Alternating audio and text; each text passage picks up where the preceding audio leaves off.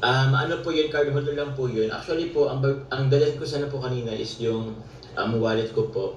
Pero sabi ko medyo malaki yung wallet ko at may mga barya. So I decided po na yung card holder na lang yung i-ano ko. Dalhin kanina po pag jogging. Andun po yung driver's license. Andun po yung ibang loyalty cards and ATM. Pero yung ATM po dun is yung hindi naman po totally masyadong active, pero meron po yung maintaining balance. Hindi ko lang po kino-close kasi just in case kailanganin. So yun. Sana nga po Ma'am Ernst, makabalik nga po. Sana binalikan mo uli, baka wala pang makikita. Lesson learned pa po just from Grizzly Wait. Yes po, binalikan ko po yun. Pabalik-balik po ako actually. And then, nagpunta po ako dun sa police station po. Nagtanong kung may nag-report na nawawala ng wallet.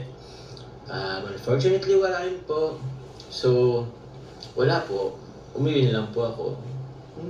Kumain na lang po kami sa Jollibee. Hortensia Ahian, shoutout po sa inyo. Tita Darlene,